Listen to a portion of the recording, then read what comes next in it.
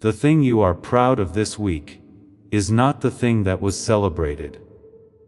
The thing that was celebrated is something you cannot even remember doing.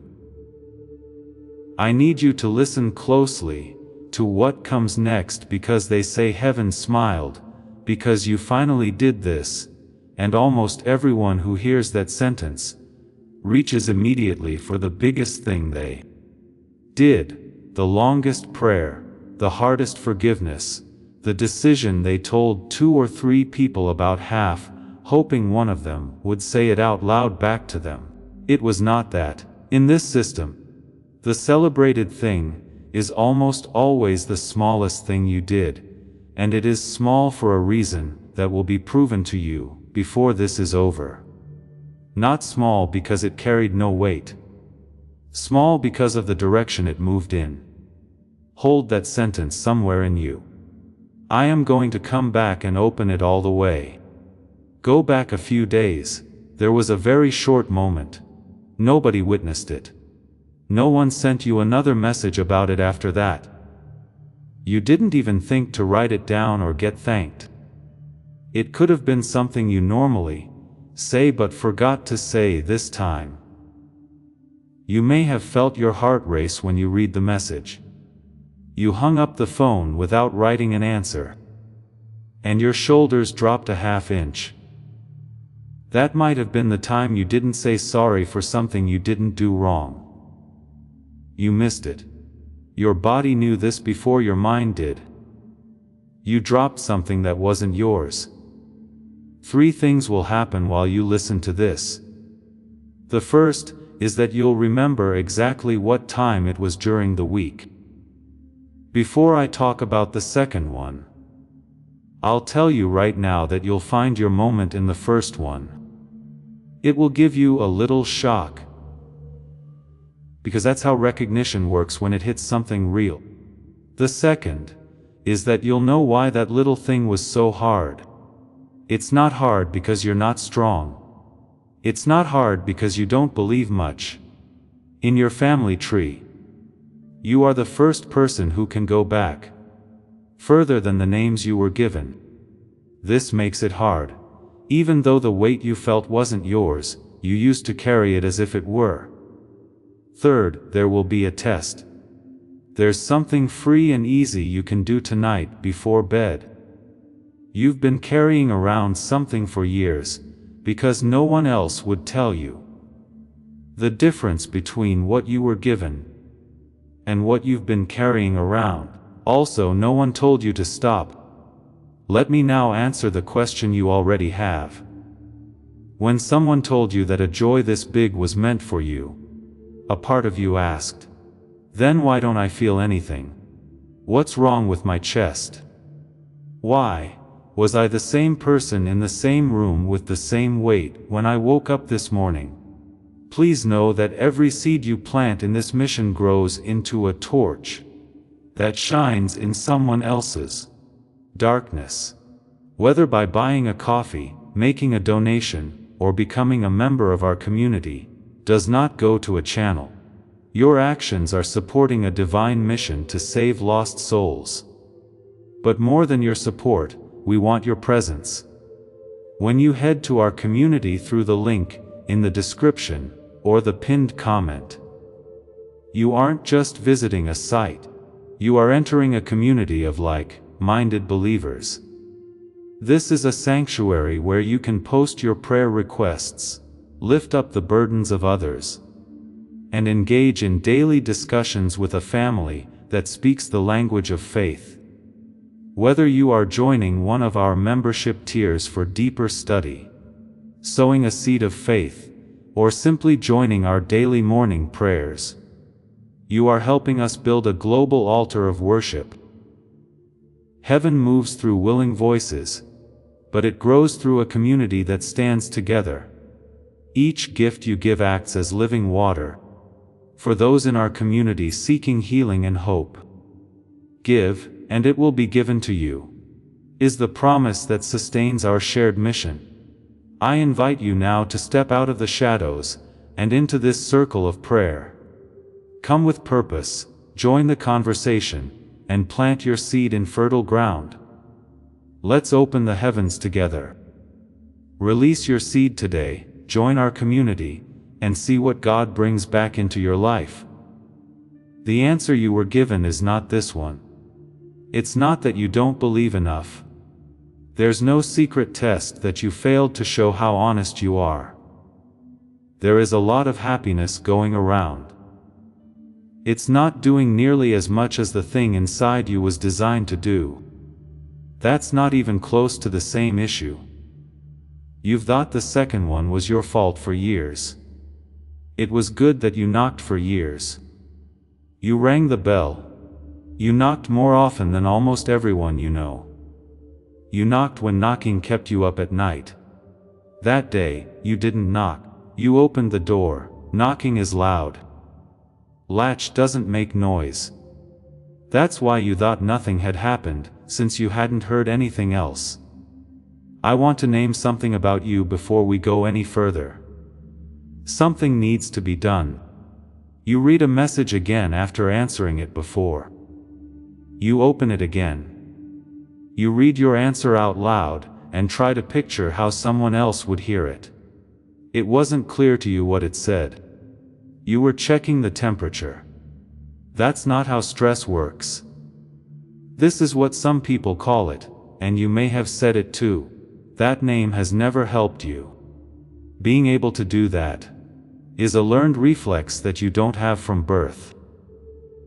To stay safe, you had to get someone in your history right, and that's something that people did for at least one generation, after the danger was gone. Now for the first bit of comfort. You need something to hold on to before we go any further. So I'm giving it to you early. You should not follow that feeling. It's not a bad thing about you or a sign that you think too much about yourself. When you were stressed out, you learned this skill. You can set it down, but not delete it.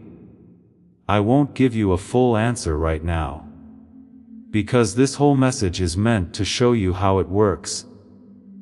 And that needs more room than I can give it in a sentence. You might have felt your chest loosen up a little before I even said, installed. Do not let go of that becoming loose. We're going to add to it. If that worked, write 4 words in the comments. I chose the right time. Not for me, because once you name something, you can't ignore it. If you like this video, God will bless you. To get that blessing, please like it now. We're not having trouble with our memory. I'll show you why you can't figure out what you did. You remember important things very well, because you can't find this one.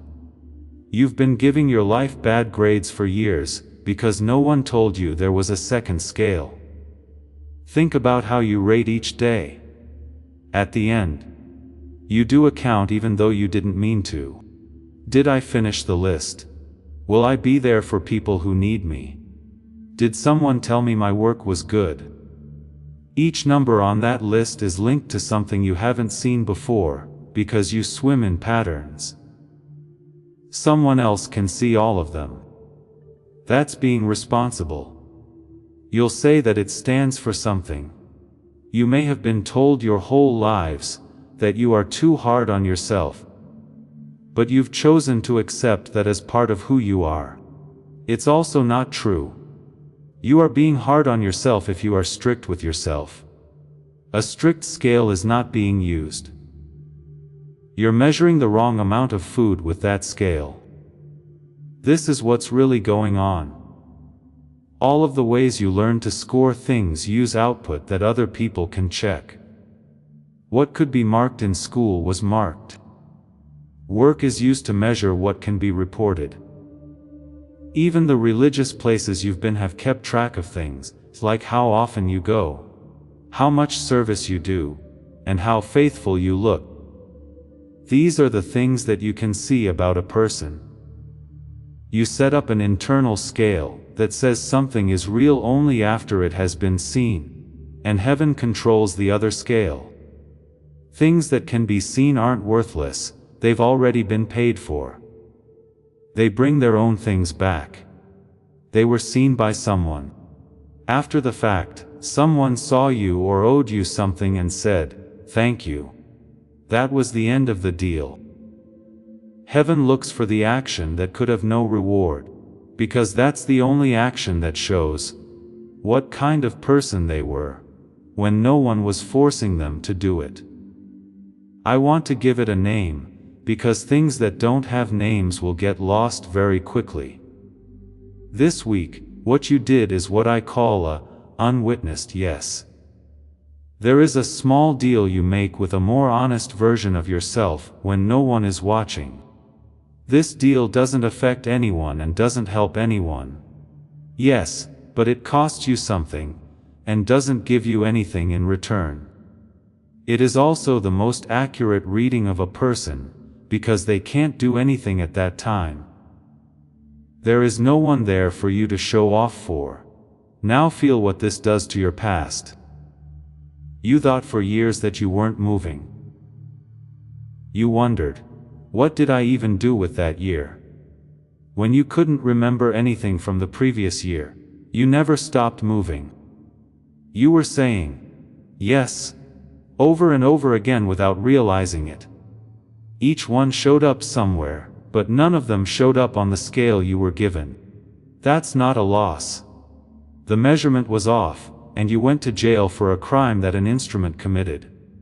Do these things every day from now on. 3 lines. Take some time to be with them. As this awakening grows inside you, know that helping with this mission is not a joke.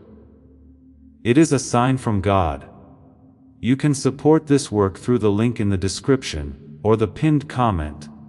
Whether by buying a coffee, making a donation, or becoming a member of our Ko-Fi community.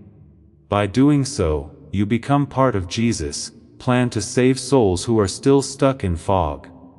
Every seed turns into light that fights against darkness. If you water others, you will be watered yourself, Jesus says. This is not history, it is a living promise about your future. Come into this moment with faith and a plan.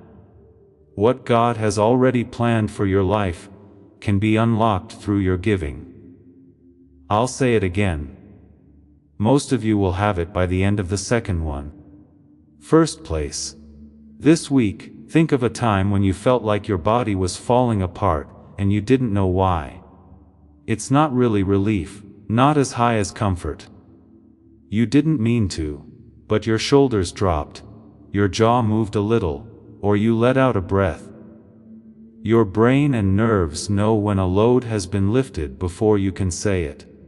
Nearly always, you can find the act that caused the drop in the same hour that you find the drop. 2 points. Look for the word or phrase you forgot to say. For years, you've said the same thing over and over. This is something you could say, to say you're sorry for something that wasn't your fault. It could be a small joke about yourself to make someone else laugh. It might be, fine. This week, there was a time when the line was ready to fire but you didn't. No one seemed to notice the quiet. That sound of silence is important. 3 points. Look for what you missed. You stood in a room and let a duty slip by you. It always does that with things that you should be taking care of. You may have felt bad for about 90 seconds after that. That feeling of guilt is what sets you apart. When you cancel an old task, you may feel guilty after setting a healthy boundary. That's your business back. You don't need a big memory. You want to see a small drop, a word you changed, and some weight loss. From now on, remember to add up both scales when the day is over. Figure out what no one saw you do. The instrument is rebuilt every night when that question is asked. Tell us in the comments if that made you feel good. It did matter for little things. Put it somewhere that people who are still looking can see it. Dust. Let's talk about what made that little thing move. I want to hold something up first, and then put it down. Something was found in labs over the last few years that most people who really care about what we're talking about have never heard. It has to do with the receiver. It's about how someone can be open, honest, and loyal, and still feel like not much is going their way. I'll let you know what they found when I have a better idea of what the problem is, and where the answer can lead. Don't let go of one question right now. What if you are too far away, have doubts, or don't have enough faith to feel much of what is meant for you? What would you do if someone took something from you? Do not press enter yet. I want you to see my comment, so write one line there. I'm ready to receive. Signing up for this channel might bring God's prophetic promise and alignment into your life. If it does, please do it now to make sure you're on the right track. I'm going to show you why that small, quiet thing you did made a difference when your loudest years didn't. Of course you know what I mean. You did everything for a while. You prayed longer than everyone else. You wanted to be there even though your body didn't. You did your part. Please forgive. People got away with it, but they never came back to say sorry. No one was around when you got up. You meant everything you said. There was no movement. That movement wasn't needed. After that, you didn't do much the next day. Most likely it wasn't a big day. And soon after, something broke in your life. A conversation went in a different direction. In a quiet way, something that you had been planning for months changed. Every Tuesday, you got news that someone had said something to you that you had been waiting years to hear. You've told yourself that in two different ways. For some reason, you either thought it was timing, and that God had a plan that just showed up, leaving you to wait for the next time slot. Or you thought it was cumulative, and that all your hard work finally reached a point where it fell over, forcing you to keep putting effort into something you can't see the bottom of. In either case, you will stay where you are because they are both wrong. You can watch the first one. The second one makes you a worker who can't choose their own hours. It's not clear from either one what took place in that room. This is what happened. There are two kinds of doors in the world, and most people don't know the difference. The first kind can't be opened from the outside. Someone else has the key. Someone who makes choices, a family member who hasn't changed, or something that hasn't changed. To get through those doors, you should knock. You let people know you're there. Sometimes, someone on the other side will come along and open it in the end. The second kind of door is locked from the outside, and you are inside it. It took me a while to figure this out, and it changed how I read almost everything. People who say, no, are blocking the most important parts of your life, so you can't go through those doors. There are doors that have a latch on the side you are facing. You've stood with that latch in front of you for years, and hit the wood with both hands. When you knock something, it's not the same as when you move it. What they do is different from each other. When you knock, you make an effort to get past a wall that you think someone else controls. As soon as you unlatch, your hand moves in a way you didn't know was possible. One is loud, lasts a long time, makes you tired, and can be seen. The other one doesn't make any noise and only takes a second. You now understand why small things are always praised. Some small things can be opened from the inside. It has to be. Nothing needs to be moved or forced, and there is no distance to cover. There's no need to press a latch. A latch needs to be used. Just now, I gave this thing a name. This time, it's coming from a different direction. There is always an unlatching in the yes that isn't seen. That's the reason no one plays it. You always have people around you when you knock, because you want to be heard. The latch is meant to be reached only by the person inside, so no one else can open it. Look at those years again. It wasn't a waste of time or a sign of lack of faith to knock and work hard at things that didn't move forward. That's what it really was. You were given a correct description of the wrong door to work with. From a young age, you learned that other people had what you needed. That used to be true. The locks that mattered were on the far side of the house, where you grew up, or the place that made you who you are today. A kid can't take anything off. You had to get really good at answering the door when a child knocked, better than most people ever do. But you're not in that house anymore. For the building you were in, the map you were given was correct. You have moved buildings but kept the map. It has been telling you to knock on doors that you are already in. That's not a sign of bad character. That map is out of date. This pattern keeps happening to people who are going through the same season as me. And it always goes in the same order. Years of knocking and being tired. A time when the person stops because they are so tired. Then a small act that they don't even notice. And then movement. That order always. Never do the opposite. So, here's what you should do today with it. Just one question is enough. Take a look at the problem in your life that has been bothering you the longest, and has been there for so long that you hardly see it as a problem anymore. You just bring it up and ask, does the change I want need someone else to do something different? Or would it be possible as soon as I stop doing that one thing? If someone else is really needed, it's a knocking door. Don't feel bad about how slowly you're knocking. Be honest and don't be ashamed. The second part of the question, on the other hand, might make you feel a little hot resistance. You are about to enter your divine future, but remember, this breakthrough is not for you alone. Your testimony is the bridge someone else will use to reach their own miracle. Archangel Michael is inviting you to visit community through the link in the description or the pinned comment.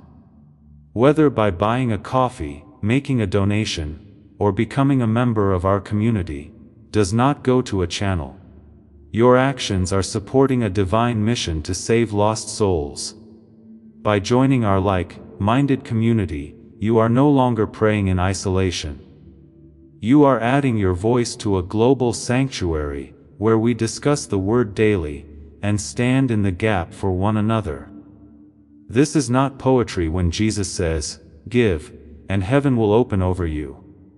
On this platform, every seed you plant turns into oil for your destiny, fire for your calling, and a hedge of safety for your family. Now is your time. Step into our community prayer wall, share your heart, and as you give, watch God multiply what you let go of. Let's finish this journey together. Visit Out Community now, join the family, and see your heavens open. If there is something you don't want to look at right away, you have just found a latch and have been knocking on a door you are standing behind. Take a seat with that. Don't fix it yet. While I speak, please take a moment to breathe. I can tell that you have been holding something since I began speaking. You don't need to do anything in 30 seconds. You're not being asked to change anything about yourself or become better. It's fine for you to be reading this from wherever you are sitting right now. You do not need to get ready to be talked to. There is a Hebrew word that is translated into English as rejoice, but it becomes very flat when it is translated. The word is Jill, which doesn't mean happy. Feeling good about someone from afar does not mean agreeing with them or liking them. What the root means in English is to spin, circle, or whirl around. Think about how that changes the sentence you came here to look at. What you did not make heaven smile. As the word was first used, heaven is not happy with you, in the same way that a boss is happy. This word refers to something that is going around, and around in a circle and can't stop. At that moment, everyone else in your life didn't even notice what was meant. That person is still knocking on a door behind you. Tap the like button on this to make it move toward them. There is only one time I will ask, and it's not for me. The second thing I promised you is now what you wrote down. You are the one who is aware. You are the one who holds the details that would otherwise fall in any system you are a part of. Whether it's your family, your workplace, your group of friends, or your church. You can tell when someone in the room has stopped talking. You know which two people shouldn't sit next to each other. People forget about your anniversary, but you remember it, and you feel heavy for 3 days before it happens. These are the specifics. You would noticeably weaken the structure if you stopped for just 1 week, and someone would be mad at you for it. Not thankful for the years, mad at the week. There is a word for this, and you can trust it. Some people have a strong word for it. You've been the strong one for so long that the job description came before you could say anything about it. And by the time you were old enough to decide if you wanted the part, you were already 3/4 of the way through your life in it. You are getting hurt badly by that description, and here's why. It talks about the behavior but not where it came from.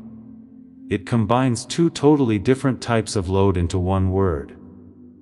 Since they both have the same word, you can't tell them apart. You can't put either one down, because you can't tell them apart. There were things that were given to you and things that you got because no one else would take them.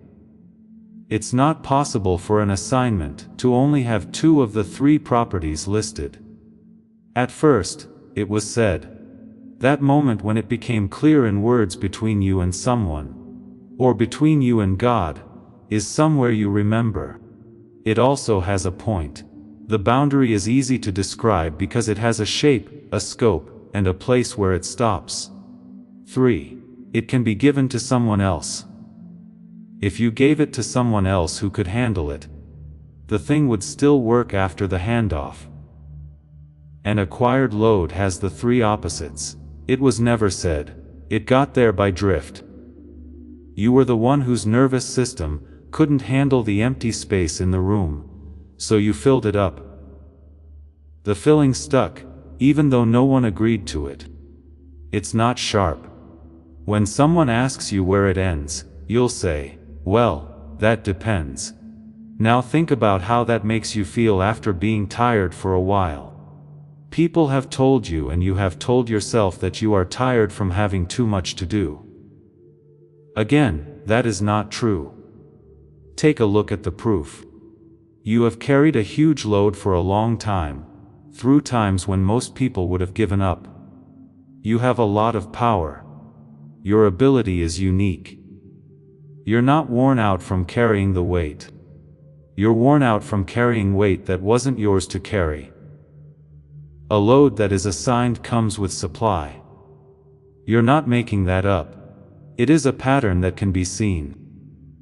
When someone gives you something, it has a strange stability to it, even when it's hard. You can be worn out from an assignment, and still feel the ground. This kind of load doesn't have a floor. It draws all the time and gives back nothing. It also makes you tired in a way that sleep can't. That means that the years you thought you were failing at rest were not due to a lack of discipline. You were good at taking a break. You were resting on top of a load that wasn't being paid for, and sleep couldn't fix that because sleep was never the missing input. This is the test. Do it now. It's free, and no one needs to know that you're running it. Take one thing with you.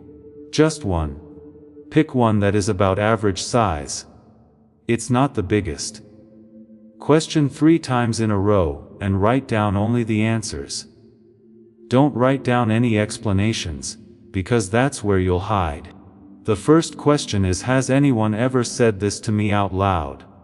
Not implied, not clear spoken. Second question, if I say where this ends, can I do it in one sentence without using is? Third question, if I gave this to someone who knew what they were doing tomorrow, would something actually break? Or would someone just be unhappy? If it gives you 3 yeses, it's yours. You can carry it without questioning it. I promise you that answer is correct, and some of you will get it. Just knowing that is worth the test.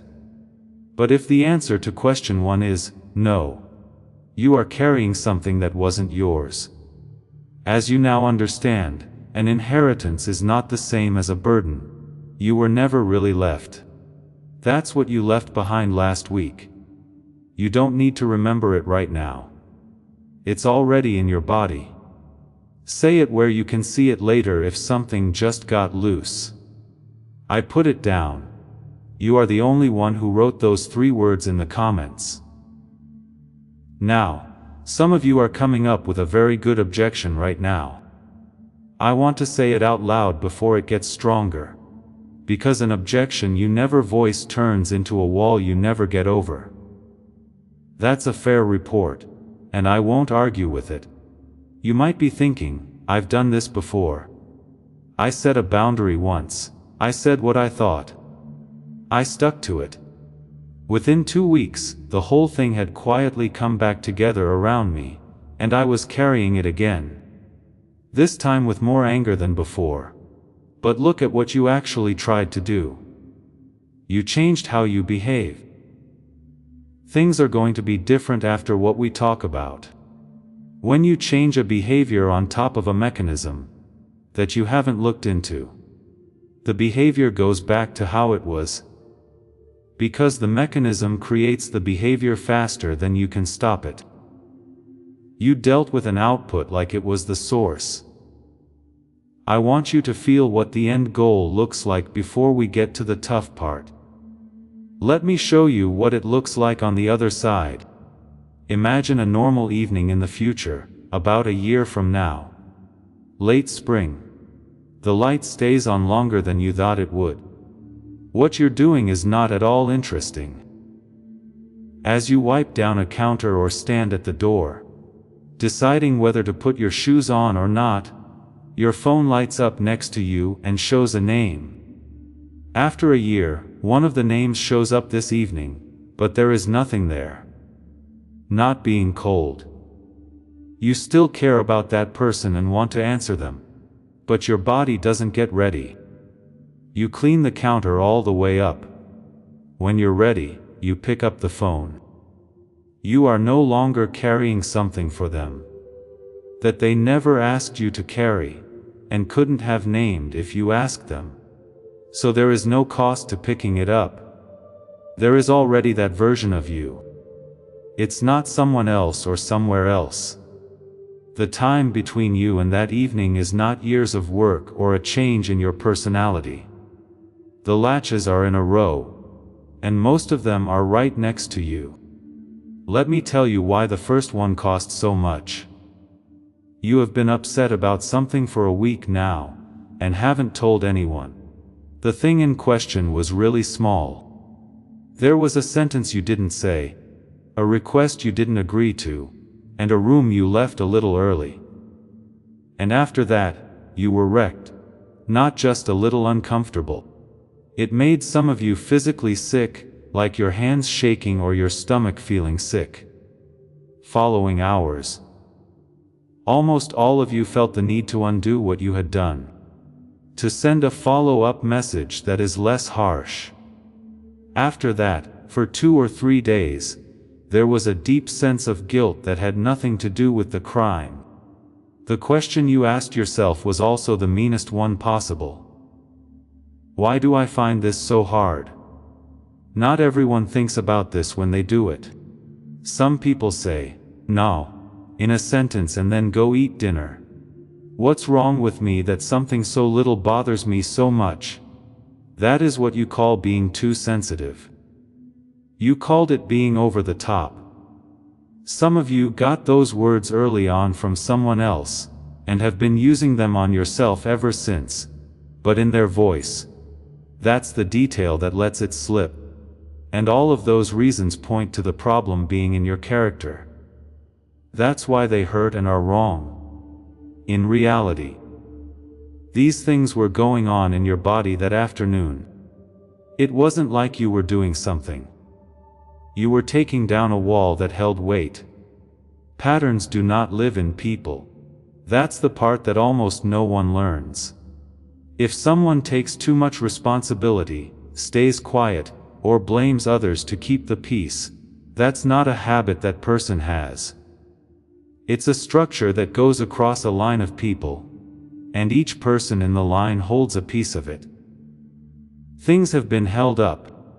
In its own broken way, it has kept people alive through things you may have only heard bits and pieces of. You are not just making a small choice when you say no to the sentence. You are the first person in a long line to take their hands off of the wall. Everything else in the line had their hands on it, and the whole structure notices it right away. That's the first body through. In any group, the first person to break a pattern doesn't always get the most out of it.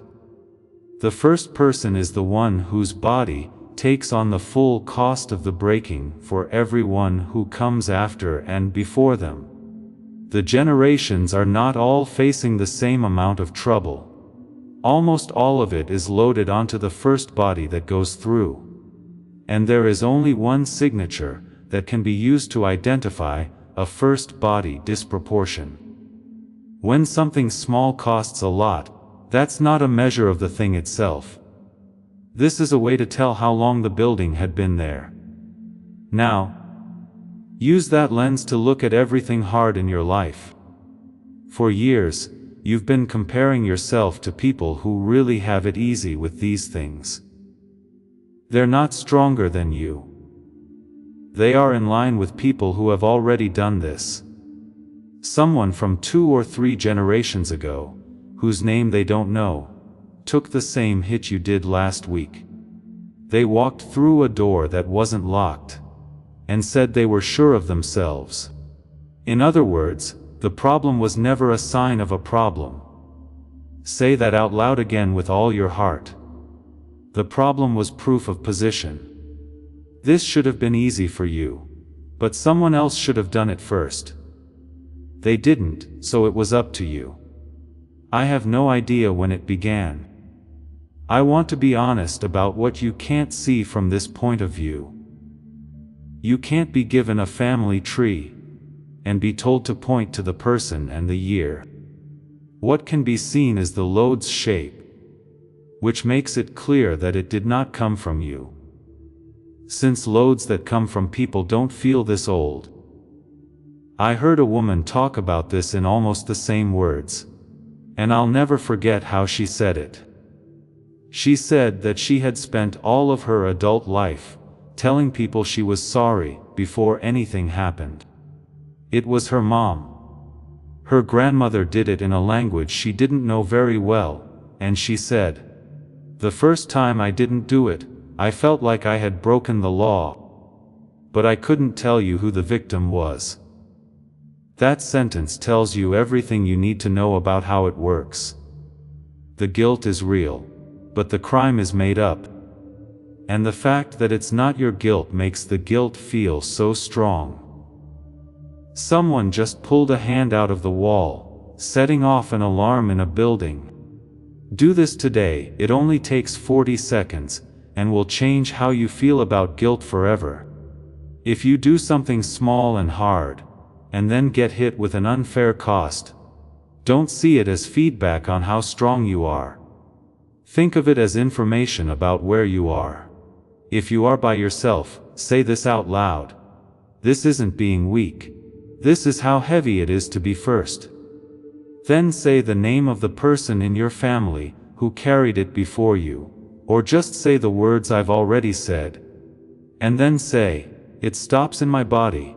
That's not a ritual. And it doesn't carry any magic. A new name is given, and this is the only way to keep the guilt from being seen as proof. The cost will still come, but it will be in the form of a bill instead of a verdict. There isn't a weak link in your chain that is you. You have the tool in your hand. And now, we come to the heaviest thing I have to say to you, and it is the reason this message exists at all.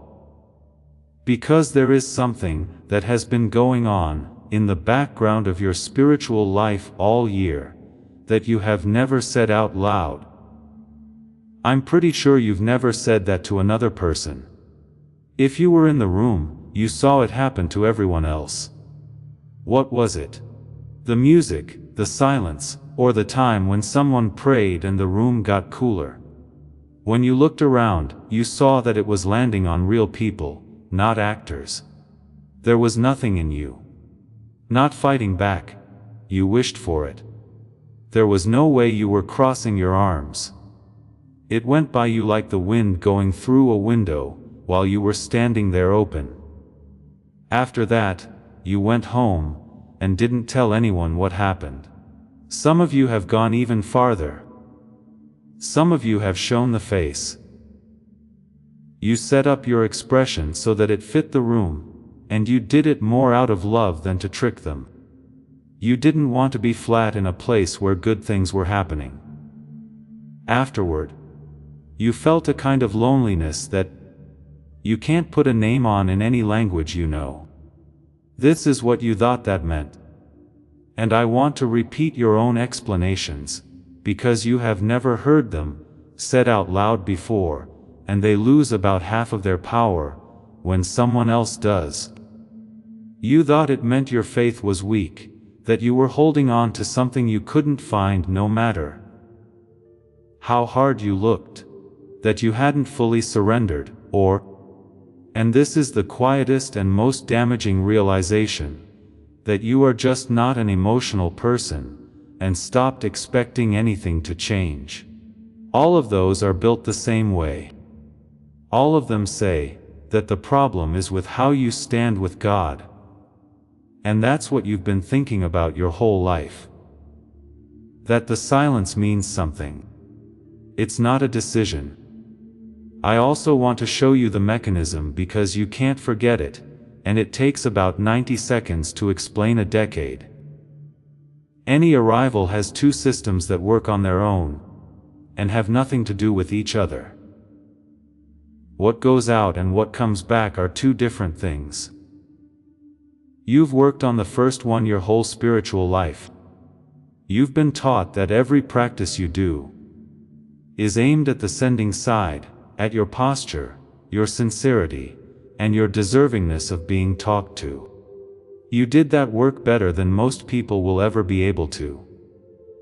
Not in the wrong place. The second system wasn't talked about, so it was missing something. The side that is receiving does not believe. That sentence undoes everything that has been going on for years. The receiving side is a piece of equipment. It is in a certain state physically. The capacity changes, and it can be full, or only running at a small fraction of its full capacity. This has nothing to do with how much you want it, or how sincere you are when you ask. This is what I call the silent arrival. It's when you are given something at full strength, and it barely registers with you. Since the only way you know for sure when someone has arrived is by how much they felt, you decide that nothing was sent. Take a look at how full that trap is. The thing you use to find out if God is close is the same thing that has been putting you down. To see if a room is quiet, you would have to use ears that have been losing their range for 20 years. It always gives you the same reading, and you never doubt the meter because it's all you've ever had. Also, take note of this. You didn't always read this well. You got almost everything at some point in your lives, and for most of you, it was early on. Color stood out more. It's possible for music to knock you out. Those feelings were not from being a child. That was reception at full capacity, which is what it was designed for. Then it got smaller over time, not because you sinned or stopped caring. It got smaller in a quiet way that most things do when you're an adult. In pieces that were small enough that no single day could have announced it. You never gave up faith, you ran out of space. Now compare that to what you have been carrying around with you.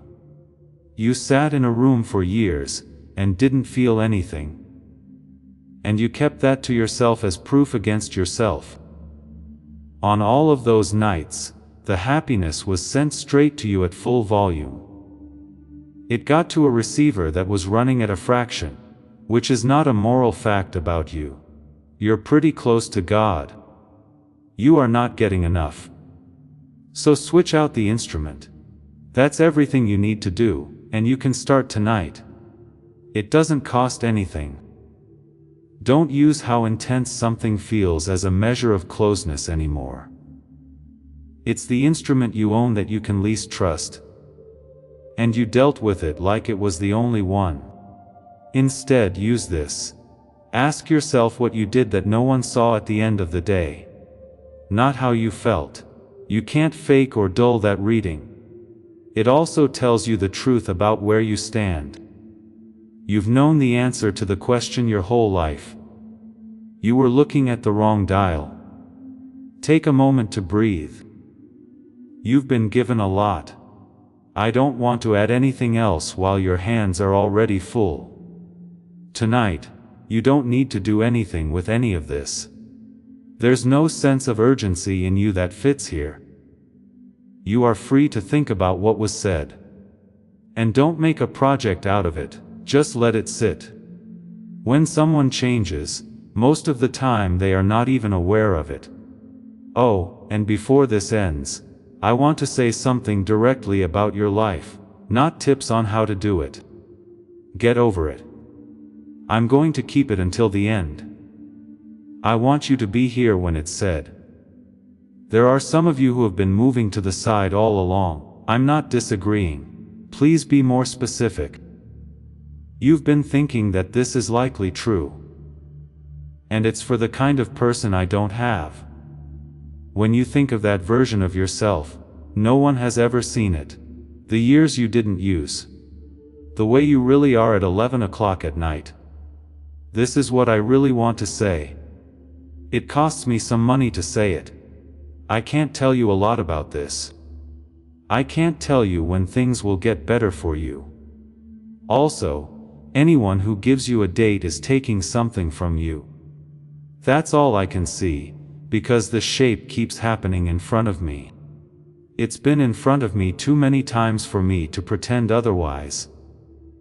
This is what the shape says about you. This isn't for people who got here ready. No one shows up ready.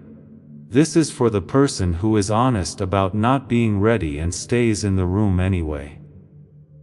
That is the real requirement for entry, not the one you have been pushing yourself to meet. Before we go any further, let me show you one morning, not too far away, maybe fall. It used to happen that you woke up before the alarm, but it stopped years ago. And in the first 90 seconds of being awake, there is no list of what is due, who is angry, or what you did not finish. There is only one room with low light coming in and you in it. You get up and wait for your drink to cool down while you stand there. And something about the normalcy of that morning comes over you. Not in a big way. You can feel the weight again, just like you could when you were 9 years old and standing in a garden.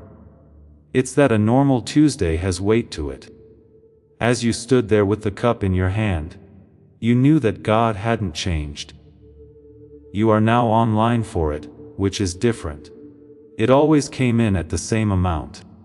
You are just able to take delivery for the first time in a very long time.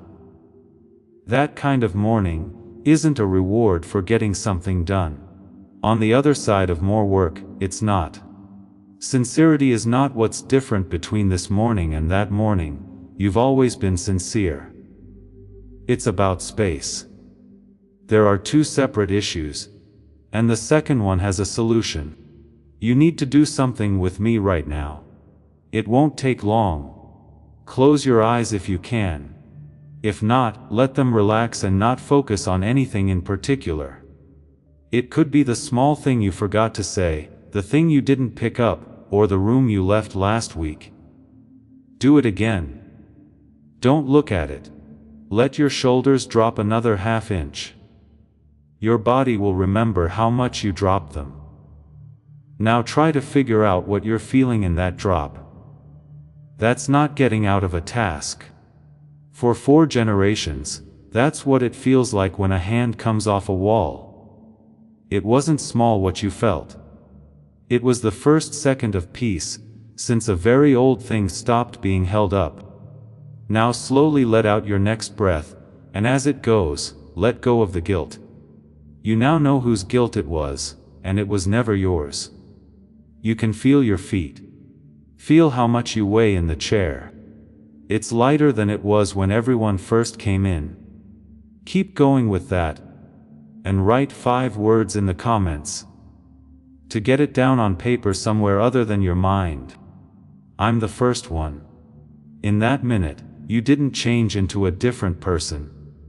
You didn't get anything extra. You saw the shape of what you are already, and you knew what it was. Not only that, but recognition is not information, it is completion. The person who opens the door without knocking was not made in the last hour. That person did something last week. Everything since then has been you getting caught up. I recently told you that I would come back to something that was set up in research labs. So I want to close the loop I started earlier. I have purposely waited until now. I waited because what they found wasn't facts. Someone who knows the exact shape of the problem it solves is the only one who can use a solution. An hour ago, you didn't have the shape. You now have it. Before I go any further, let me say it all in the simplest language I can think of. If you remember nothing else, I want you to remember this. Why does any of this matter? You've thought for years that the silence you live in tells God something about your relationship with Him. It's not. It is a statement about the condition of the equipment that receives. Those two things have never been the same, and getting them mixed up has cost you more than any other mistake in your life. This is what really happened. You said yes by accident last week. You didn't knock on the door, you just touched a latch. Everything that opens from the inside is small, so it was small. Because you were the first person in your line, it cost you a lot more than it should have. The old word for joy, that is spinning, was aimed right at you for it. But you didn't get much of it, because the receiver is only running at a fraction of its full speed. This is for the following people. This is for the person who has been honest for years without any proof, who kept going even though the inside was flat, and no one would have blamed them for stopping, who put something down last week that no one saw, and then felt bad about it for 3 days. That person does not have a problem with their faith. That person has a problem with reception, and every problem with reception has a name. What narrowed has a name, and no one in the rooms you're in has ever told you that name. Because of who you are, I want to be careful with what I say next. You're not someone who wants to skip steps. As someone who has worked behind the scenes for years, without getting any credit, you are the only one still here. Most people have left. Since you built something, I'm not going to tell you that something else can be used instead. You have the right to know what was found about the receiver. So I'm going to tell you. Something was proven in a lab in 1981 that most people in spiritual communities have never heard of. It wasn't written by someone in a seminary, and it wasn't meant for anyone in your room. That year it won the Nobel Prize. The author was Dr. Roger Sperry, whose work on the two sides of the brain changed what we thought we knew about how people understand reality. It was clear from what he said that the two hemispheres are meant to work together, not separately or to take turns. When these parts of the brain fire together, researchers call it whole brain activation. This is the state in which a person can perceive at the widest range possible. The ability to see patterns, feel present, and find meaning in everyday events can all be found there. This part stopped me. Based on the studies that came after, about 98% of young children measure at a level of whole brain function that researchers call creative genius. There are still less than 1,000 adults who can measure there. That's not a loss of morals across a species. It's a physiological thing. In 100 well-known small ways, modern life slowly throws off the balance between the hemispheres, and almost no one is aware of it as it happens. Compare that to everything I've said tonight. You really did feel like you were getting smaller. It could be measured, and it never said anything about your standing. A California woman talked about what it was like before she found this. She had tried everything that people in her community had to offer. Everyone suggested doing things like prayer, writing in a journal, or just sitting in silence. She kept ending up in the same spot. She really believed what they said. She couldn't feel what was really going on. Not in her body and not in the way a normal day feels. She said something got better after about 10 days. A line that had been closed was opened up all of a sudden.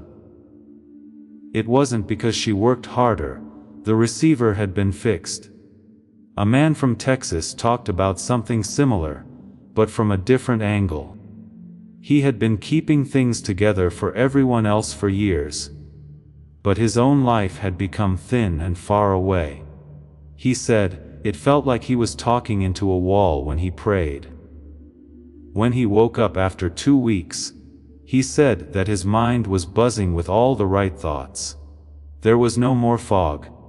Dr. Daniel Barron, a neuroscientist from New York, led a group of neuroscientists who took more than an hour of clinical neural sync technology and turned it into an 8-minute targeted auditory sequence. This is the kind of whole brain activation protocol that is used in specialized medical settings. 8 minutes a day, with headphones on and eyes closed. There you have it, the only physical requirement. The smart switch is what they call it. You can't use it to meditate or keep track of your mood.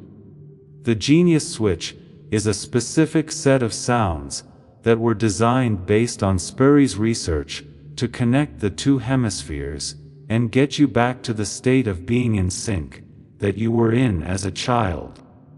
If you've tried sound-based products before and been let down, his team's work aims to synchronize the two halves of the brain at the level of the whole brain using a multi-layer clinical protocol. Different mechanism, different type of outcome. Not everyone can use the genius switch. For the chosen one who knows that God not only made the promise, but also the mind that needs to walk into it.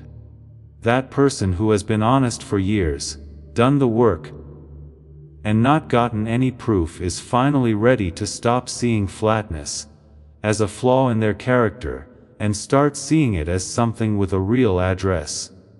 Most people who hear this will move on. They have come to terms with the smaller version of their mind being permanent. You're still here.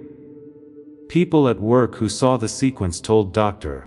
Barone that $500 was a fair price, and they weren't being nice. Neurofeedback costs $300 an hour in person. It costs $7,000 for a home machine. It wasn't given out at $500 or $200. It cost $49 when it came out. Today an extra 10 was taken off on the official page, bringing the total price down to $39. It comes with 4 free things. A guided visualization from the person who made one of the best apps for staying calm, a smart grocery guide that saves most families over $100 a month, a text on manifestation that is more than 100 years old, and a printable infographic of 5 habits. It all comes with a money-back guarantee that doesn't matter what. Listen 80 times. If it doesn't work for you like it has worked for 456 other people, you can get your money back in full, no strings attached. This is the only time I think this is really important. In the synchronized state, you can see what God has already put close to you. But you can't see it in the partial state. It's not because the provision is new. It's because the receiver that can understand it has been brought back. What was planned for you is already happening. You can meet the receiver online or in person at the meeting point. That's the only big question. One thing that stands out: you can find tracks that sound like this on YouTube or Spotify if you search for them. The Barone team looked into them. Most of them didn't have any neural sync technology built in at all. They have the same name because there isn't much that stops someone from calling something that. How it works is what makes the difference, and his team's work is the only place where it works. You can only trust the official page as a source. If what was said hits home with you, the only places to go are the description below and the comment that was pinned. Before making any choice, you can read everything on their page. The tool doesn't stand in for God. It doesn't take the place of obedience. Not a single thing is given up for you, and not a single door is unlocked for you. God is already doing something in you that doesn't depend on any tool. But if you use a tool that fixes the receiver, God will do more of what it was meant to do. This is where we're going back to now. Because there is still something I want to say about you that I've been holding on to since the beginning. The end of this has been heard. Most people didn't. And I want you to notice that the thing that kept you here is the same thing that made you do it last week when no one was looking. There is one trait that shows up twice. It's still possible for the chosen one who felt something move when the mind was talked about earlier to go through that door. That's all I have to say about it. What's left is completely different from what came before. Let's be quiet for a moment before the last thing. Thank you, but in a way you might not expect. Do not say thank you for hearing. Thanks for the years that no one saw. For every time you kept a promise to yourself, when there was no one to see, no reward, and no way to tell the difference. Those years were not empty. During the whole time, they were being weighed on a scale you didn't know existed. Do this with me now. For ease of use, lay your hand flat on the table in front of you or over your chest. Feel how heavy your hand is on the ground. Pick it up now. Take it off slowly and lay it open with the palm facing up. That's the whole thing. That's what you did last week. For 4 generations, that's what people were waiting for someone to do.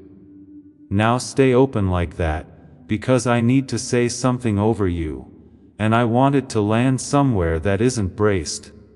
I said yes when no one was looking. I'm the first person in my line to go through. What stopped in me stopped. I'm not very far from God. I've been received, and that's a condition, not a verdict. When I should have knocked, I touched the latch instead. This family doesn't have a weak link in me. I'm the door that it opens through. And the thing that was carried before me doesn't go anywhere else because I put it down and won't pick it up again. Say the last one out loud one more time. If you can, say it out loud. It gets stuck in me, Leave this behind if you're only going to leave one thing. Heaven saw me today. Write it in the comments. Some people have been so strong for so long that no one remembers to ask them how they are. Send this to that person tonight, because they won't ask for it themselves. Sharing this prophetic word will bring about a breakthrough that you can then share with your network. Please send this video to someone who needs to hear it right now. Now there's nothing, no work to do, no homework, and no next step. You can sit in it for as long as the room lets you. One last thing about tonight before you leave. Don't do anything else with this. Just use the little test I gave you on something you carry and accept the answer as it is. It takes 40 seconds to do. The door in the description, and everything else in this can wait. It will still be there tomorrow, when the noise has died down, and you can hear what you really think. Now let's go back to the beginning.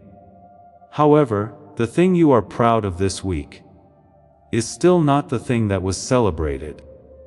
But now you know what it was, why it was small, why it cost so much, and why you couldn't feel any of the happiness that was going around it. You didn't miss it, picked one. It's just that you couldn't hear a latch yet. Before we get to the end of this powerful story, let's reflect on this deep truth.